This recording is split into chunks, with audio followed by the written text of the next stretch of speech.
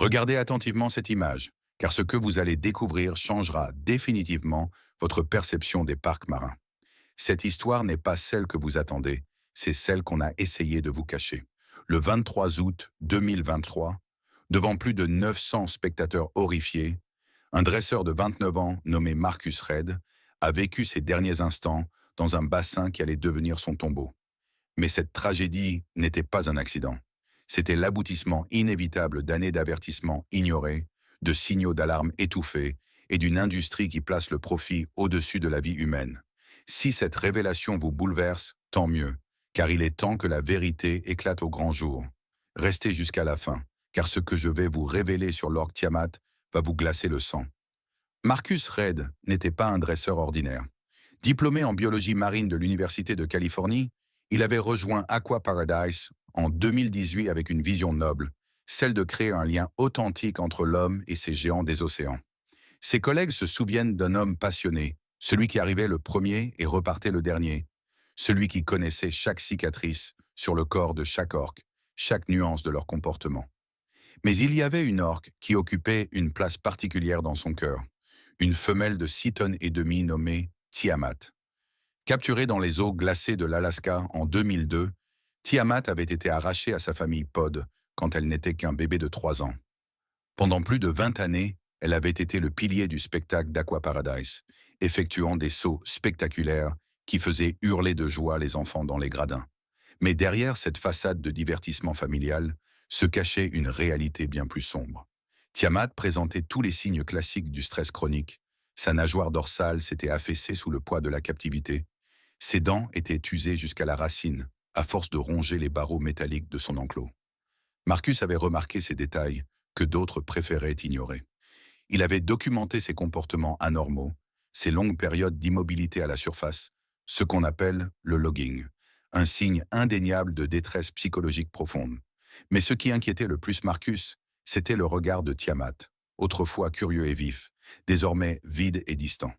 Les premiers signes avant-coureurs avaient commencé dès le mois de juin. Tiamat avait refusé sa nourriture pendant 3 jours consécutifs, un comportement alarmant pour une orque en bonne santé.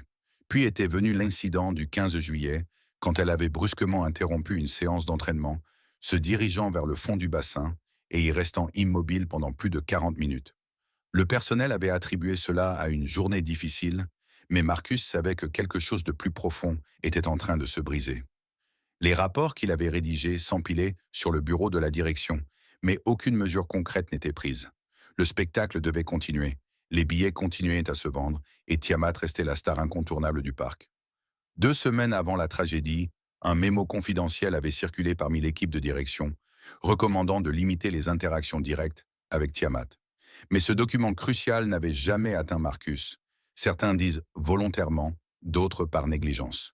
Quoi qu'il en soit, le dresseur continuait ses performances quotidiennes, inconscient du danger grandissant. Le jour fatidique, le parc accueillait sa plus grosse affluence de l'été. Familles en vacances, groupes scolaires, touristes du monde entier s'étaient massés dans l'amphithéâtre pour assister au spectacle de 15h30. Marcus, dans sa combinaison bleue habituelle, saluait la foule avec son sourire caractéristique. La routine était rodée, un numéro qu'il avait exécuté des centaines de fois auparavant.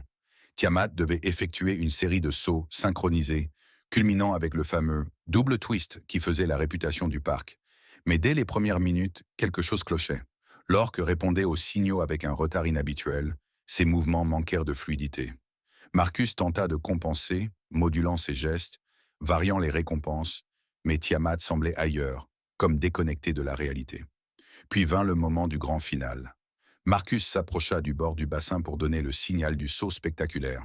C'est alors que Tiamat, au lieu de plonger pour prendre son élan, se dirigea directement vers lui. En une fraction de seconde, 6 tonnes et demie de muscles et de rage accumulés s'abattirent sur le dresseur. La foule crut d'abord à une improvisation, un nouveau numéro surprise.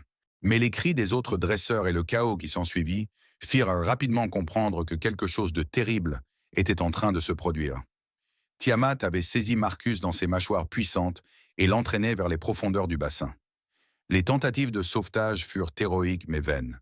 Sifflets d'urgence, perches de sécurité, tout fut mis en œuvre pour séparer l'orque de sa victime. Mais Tiamat ne lâchait pas prise. comme si 20 années de frustration et de souffrance s'exprimaient enfin. Quand les secours parvinrent finalement à récupérer le corps de Marcus, il était trop tard. Le parc fut immédiatement évacué, les images amateurs commencèrent à circuler sur les réseaux sociaux, et l'industrie des parcs marins venait de subir un nouveau coup dévastateur. Car Marcus Reid n'était pas le premier à payer de sa vie cette fascination morbide pour les géants captifs. Dawn Brancheau à SeaWorld en 2010, Alexis Martinez aux îles Canaries en 2009, la liste s'allonge d'année en année. Chaque tragédie suivait le même schéma. Des signes précurseurs ignorés, des rapports enterrés, des profits privilégiés au détriment de la sécurité. Mais la mort de Marcus a déclenché quelque chose de différent. Sa famille a brisé le mur du silence, révélant les documents internes qui prouvaient que la direction du parc était parfaitement consciente des risques. Les manifestations se sont multipliées, l'opinion publique s'est émue, et pour la première fois, l'industrie a commencé à trembler. Tiamat, elle, a été retirée définitivement des spectacles. Certains disent qu'elle avait été transférée dans un centre de recherche, d'autres qu'elle végète dans un bassin isolé, loin des regards. Mais son sort importe moins que le message qu'elle a envoyé ce jour-là. Les orques ne sont pas des artistes de cirque. Ce sont des prédateurs apex dotés d'une intelligence complexe et de besoins émotionnels que nos bassins en béton ne pourront jamais satisfaire. Chaque ticket acheté, chaque applaudissement, chaque photo souvenir finance un système qui brise ces créatures magnifiques jusqu'à ce qu'elles explosent. Des alternatives existent, les sanctuaires marins se développent, permettant aux orques retraités de retrouver un semblant de vie naturelle dans des enclos océaniques. Mais le changement ne viendra que si nous, spectateurs, refusons de cautionner cette industrie de la souffrance. Marcus Reid croyait en la beauté de la relation homme-animal. Il est mort parce que cette relation était construite sur un mensonge. Ne laissons pas son sacrifice être vain. Partagez cette histoire, questionnez ses pratiques, exigez la vérité. Car tant que nous resterons silencieux, d'autres Marcus mourront et d'autres Tiamat sombreront dans la folie de la captivité. La vraie magie n'est pas dans un spectacle d'orques dressés, elle est dans l'océan sauvage où ces géants règnent en liberté. Il est temps de leur rendre ce qui leur appartient.